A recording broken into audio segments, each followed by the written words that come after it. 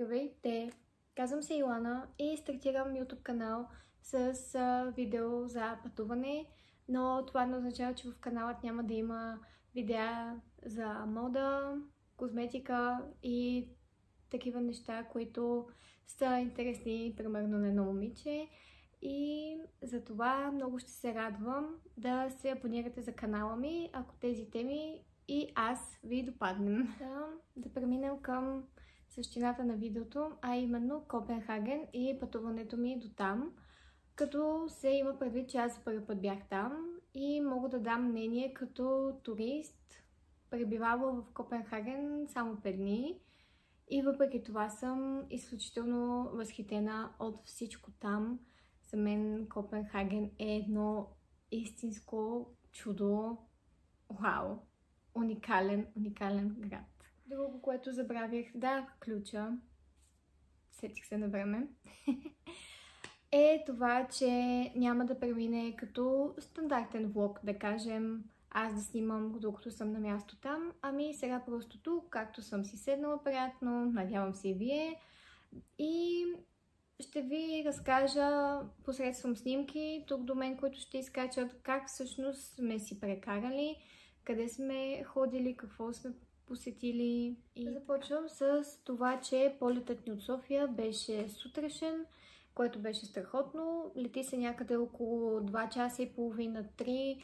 Много зависи, на отиване бяха 3, на връщане 2,5. Когато пристигнахме на летището в Копенхаген от Booking, тъй като сме на Genius определено ниво, имахме безплатен трансфер от летището до хотела, съответно взени шофьор с електрически. Първото, което направихме в Копенхаген, беше да обядваме, като намерихме заведение тип брънч хранене непосредствено на нашия хотел.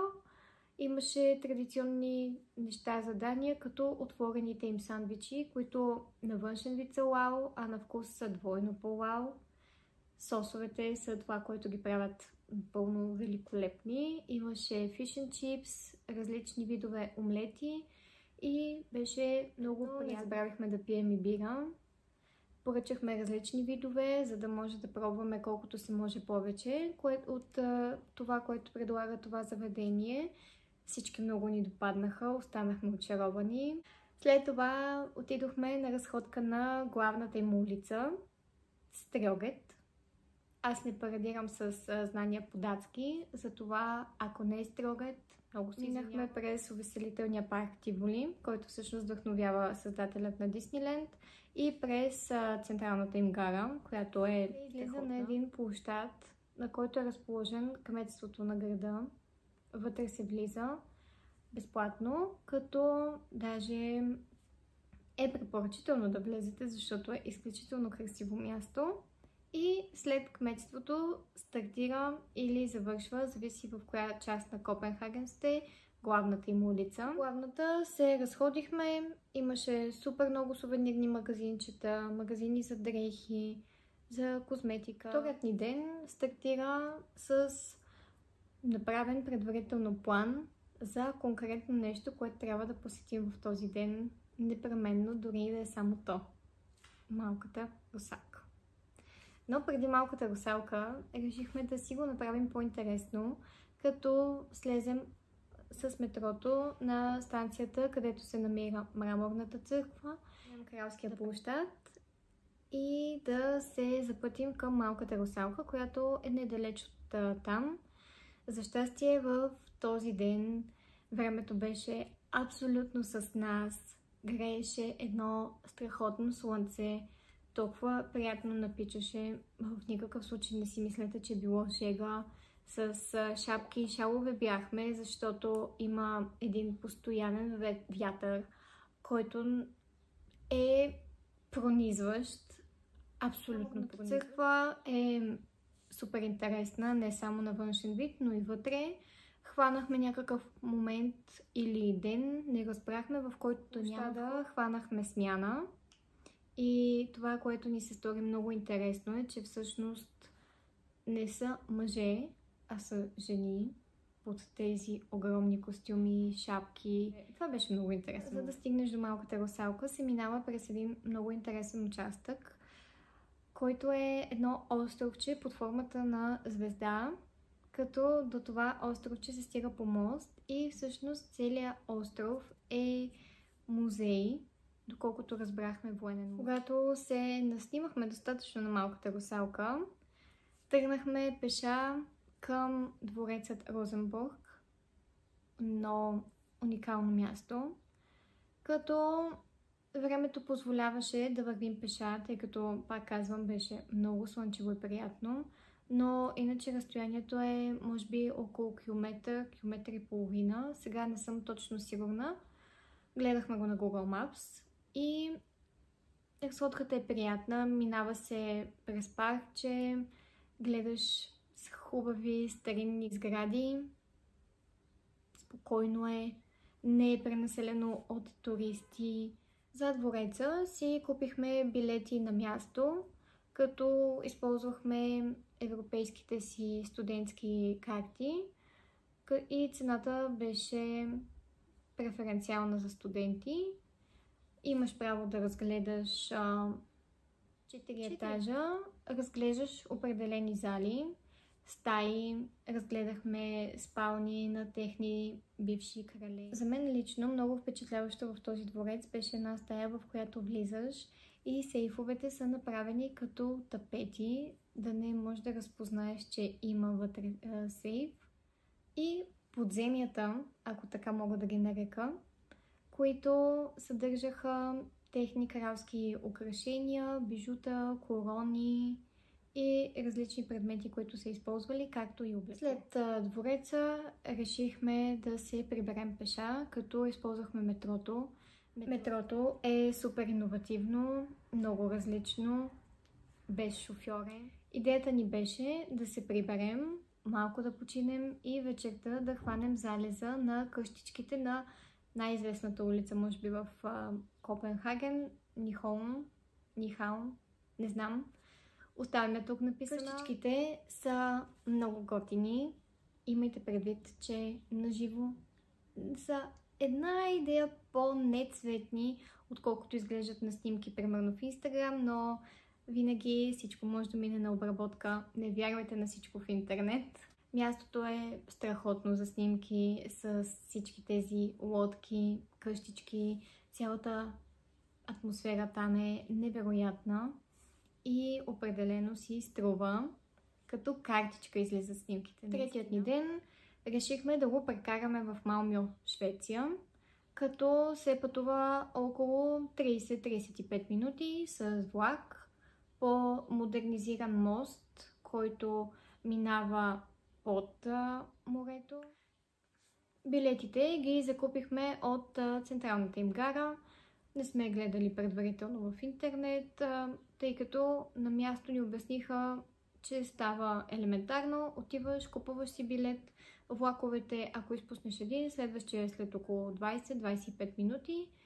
Не се чака много, гарата е приятна, пероните са чисти и въобще не е неприятно да изчакаш. В Швеция задължително си бяхме казали, че ще посетим музея на отвратителните храни, който отново се намира на главната улица. Тя е отново в непосредствена близост до гарата, където спира влака. И беше интересно преживяване този музей, тъй като имаш възможност да миришеш различни видове сирена, някои да ги пробваш, месо от акула, най-известната смръдлива риба в Швеция сюрстроминг, както червейчета, скакалци. Ние ги пропуснахме тези неща, само това, което беше за мирисане, нищо не сме хапвали. Но това беше просто защото не искахме да си развалим деня ни в Малмьо, ако нещо драстично не ни хареса. След това имахме време за разходка по главната, като хапнахме в един рибен. Решихме да посетим Малмьо Касъл. В мен остави впечатление за много различно място, тъй като в една сграда са събрани музеи, аквариум, галерия и в подземията са пресъздадени килиите с историите на самите затворници. Като цяло Малмьо Касъл ми хареса, не ме разберете погрешно, просто беше странно за мен, защото не очаквах да има това. Оставам различни кадри от галерията, от музея, от затвора, от аквариума, в който имаше много интересни видове скатове, рибки, имаше змии, паяци. Третият ни ден завърши с вечерна разходка по главната улица, за да видим как са осветени сградите. Предпоследния ни ден видяхме, че го дават да вали след обед, което означаваше, че имахме предостатъчно време да разгледаме още нещо, като тогава влязохме в кметството, страхотна сграда и вътре и вън.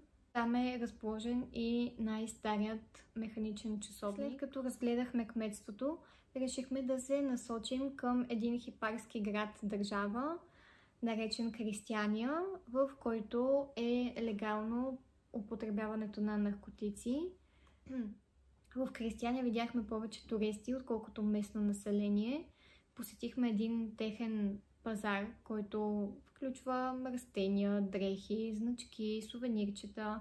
Може да закупите съвсем спокойно каквото решите, като нещо за спомен от това място, защото просто е по-нетипично. Но не е имало някакви агресивни хора, някакви опасни ситуации. Мисълта, че не можеш да снимаш там, малко по-стряскаща, но действителността е друга. Туристите снимат. Може би, да, ние ги видяхме, че снимат по-в началото на града.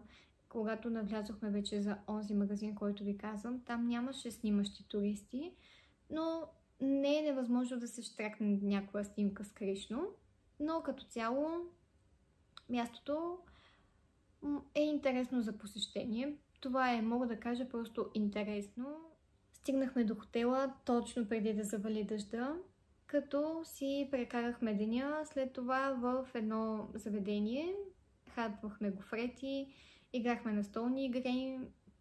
Цялото място беше много артистично настроено и си прекарахме страхотно, макар дъждовната вечер. Беше последната ни в Копенхаген и отидохме да хапнем в един ресторант, който си бяхме набелязали на главната. Последния ден, преди да се запътим към летището, времето беше благосклонно към нас и имахме възможност да видим Копенхаген от високо, като се качихме на една много интересна кула и хапнахме уникални пържени картофки с сос айоли и пихме по една биричка, като за последно да се насладим на Копенхаген и атмосферата. Полетът този път беше вечерен, отново перфектно, за да имаме и пети, почти пълен ден за разглеждане. Целият ни престой като цяло беше страхотен. Копенхаген е едно място, което със сигурност трябва да се посети. Забравих да спомена, ако сте велосипедисти или искате да се придвижвате в града с велосипеди,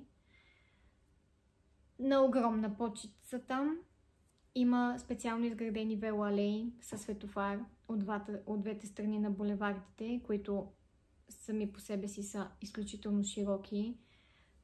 Градът е много еконастроен. Видяхме, че в повечето супермаркети има машини за връщане на пластмасови бутилки, кенчета. Надявам се видеото да ви е било полезно, да сте научили нещо ново, да съм ви дала идея какво може да посетите, ако планирате посещение в Копенхаген. И ако ви е допаднало съдържанието ми, да се абонирате за канала ми.